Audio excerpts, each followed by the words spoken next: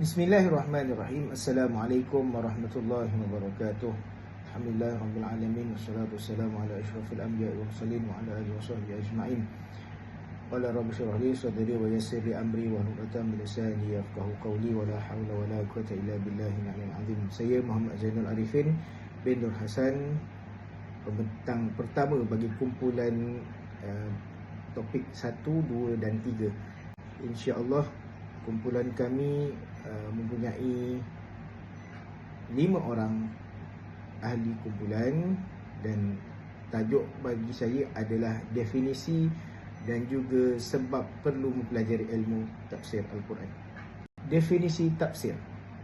Ilmu tafsir merupakan salah satu disiplin terpenting dalam keseluruhan sistem pengajian Islam, kerana ia berfungsi sebagai medium utama untuk memahami kandungan, maksud dan kehendak Allah Subhanahu Wa Taala yang terkandung dalam Al-Quran. Tanpa bimbingan ilmu tafsir, pemahaman terhadap ayat-ayat Quran berisiko untuk disalahertikan, difahami secara literal tanpa konteks ataupun ditafsirkan mengikut hawa nafsu dan kepentingan tertentu. Justru pengajian tafsir bukan sahaja penting dalam kalangan ulama dan penuntut ilmu agama, malah ianya menjadi keperluan asas bagi semua umat Islam yang ingin menjadikan Al-Quran sebagai panduan hidup yang sahih dan berautoriti. Oleh itu, ilmu tafsir menjadi keperluan asas bagi memastikan kefahaman terhadap Al-Quran berlaku secara tepat, menyeluruh dan berlandaskan kaedah ilmiah yang diiktiraf oleh para ulama. Dari sudut bahasa, perkataan tafsir berasal dari perkataan dasar bahasa Arab, iaitu perkataan fassara, yang membawa maksud menjelaskan, menghuraikan, menyingkap ataupun menerangkan sesuatu yang kabur. Makna bahasa ini menunjukkan bahawa tafsir berfungsi sebagai alat penjelasan terhadap sesuatu yang tidak jelas ataupun sukar difahami.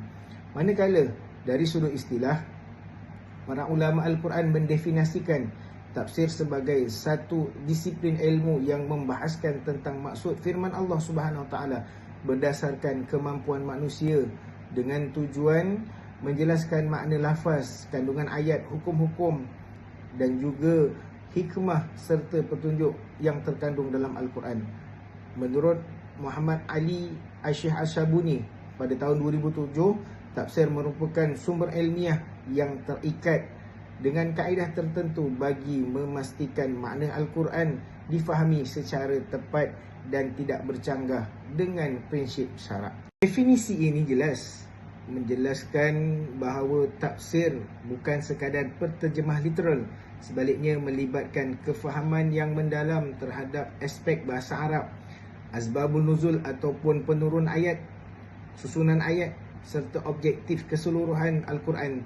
Syed Qutb melalui karyanya Fi Zilal Al-Quran menegaskan bahawa tafsir berfungsi untuk menghidupkan roh Al-Quran dalam kehidupan manusia agar nasihat wahyu dapat dirasai dan diaplikasikan dalam realiti semasa.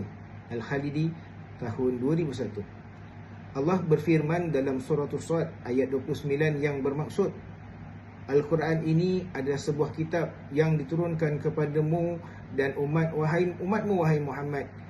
Kitab yang banyak faedah-faedah dan manfaat untuk mereka memahami dengan teliti kandungan ayat-ayatnya. Ayat ini menegaskan bahawa Al-Quran diturunkan untuk difahami dan ditadabbur, dan tujuan ini tidak lain hanyalah untuk mencapai penguasaan ilmu tafsir. Seterusnya adalah sebab perlu mempelajari ilmu tafsir. Yang pertama, untuk memahami kehendak Allah Subhanahu Wa Taala dengan tepat dan berlandaskan disiplin ilmu yang sahih. Al-Quran mengandungi ayat-ayat yang bersifat umum, khusus, mutlak, muqayyad dan juga mahkam dan mutasyabbih. Kesemua kategori ini memerlukan penjelasan agar tidak disalah fahami oleh pembaca. Yang kedua, menurut Muhammad Ali Ash-Shabuni tahun 2007,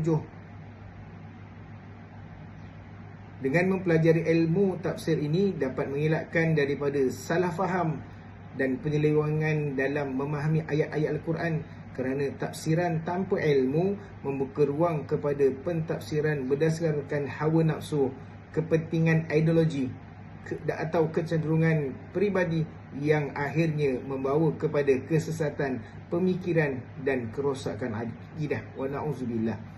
Maka dengan itu, sekian, wabillahi taufiq wal hidayah. Wassalamualaikum warahmatullahi wabarakatuh. Assalamualaikum warahmatullahi wabarakatuh. Saya Muhammad Firdaus Halmi bin Muhammad Rahmin, pemegang nombor matrik KIDL 23114001, akan menerangkan berkenaan dengan sumber ilmu tafsir. Yang pertama, ilmu tafsir, sumbernya yang pertama adalah Al-Quran.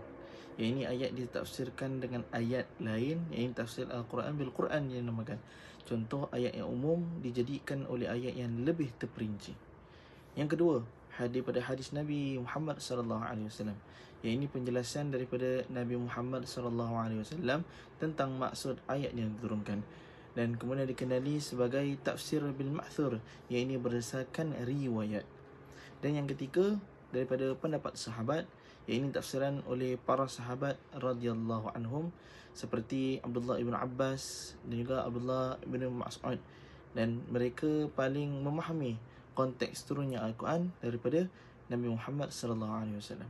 Yang keempat, yang ini daripada pendapat tabi'in, generasi selepas sahabat yang dinamakan tabi'in, yang belajar daripada sahabat itu sendiri. Dan contohnya seperti Mujahid bin Ibn Jabbar dan Qatadah Ibn Di'amah. Dan yang kelima, iaitu bahasa Arab. Al-Quran diturunkan daripada bahasa Arab. Ilmu nahu, saraf, balaghah, dan penting kerana Al-Quran diturunkan dalam bahasa Arab. Dan yang keenam, asbabun nuzul, yang ini sebab turun ayat. Mengetahui latar belakang turunnya sesuatu ayat untuk memahami maksud sebenar ayat tersebut. Seterusnya, kita masuk pada tujuan dan keistimewaan tafsir. Tujuan tafsir dan yang pertama adalah dapat memahami maksud ayat Al-Quran itu sendiri. Ini dapat menjelaskan ayat yang sukar difahami dan mengelakkan dari salah tafsir ayat Al-Quran tersebut. Dan yang kedua adalah mengetahui hukum hakam di dalam Al-Quran, menentukan halal dan haram dan panduan dalam kehidupan seharian umat manusia. Dan yang ketiga, asbabun nuzul, iaitu sebab turunnya ayat. Ini mengetahui latar belakang turunnya suatu ayat untuk memahami maksud yang sebenar. Dan seterusnya iaitu keistimewaan tafsir. Yang pertama, bersumberkan wahyu.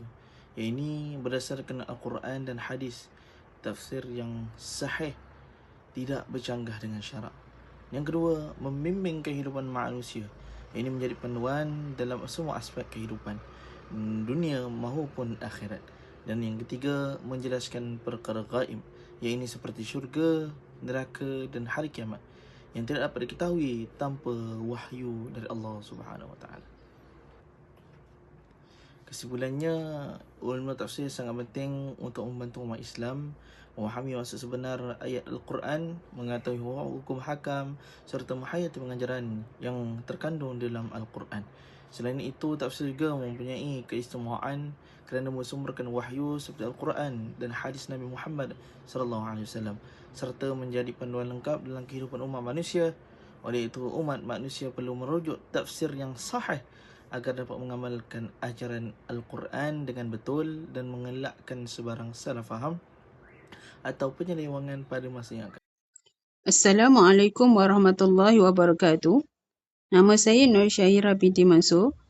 Pada hari ini saya akan menerangkan perbezaan di antara tafsir dan takwil.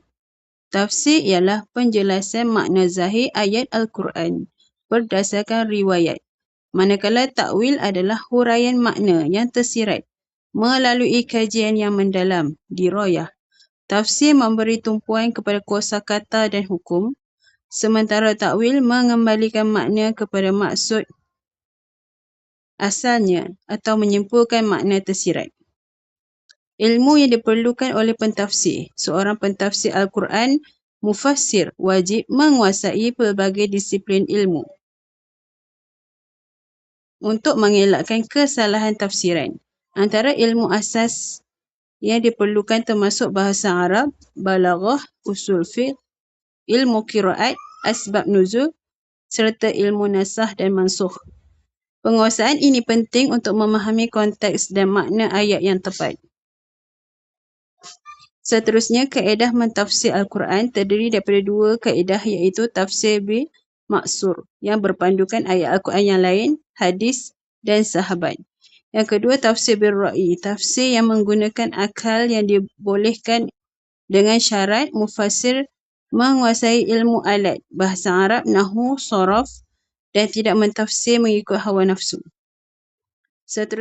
Seterusnya, kaedah penulisan tafsir terdiri daripada tiga kaedah. Yang pertama, tahlili, mentafsir ayat mengikut urutan mushaf daripada surah Al-Fatihah hingga surah An-Nas dengan menjelaskan aspek asbab nuzul dan hukum. Seterusnya, maudhu'i, mengumpulkan ayat-ayat yang berkaitan dengan satu tema tertentu, kemudian dianalisis secara komprehensif. Yang ketiga, ijmali, penafsiran secara ringkas dan padat untuk memudahkan pemahaman umum. Sekian, terima kasih.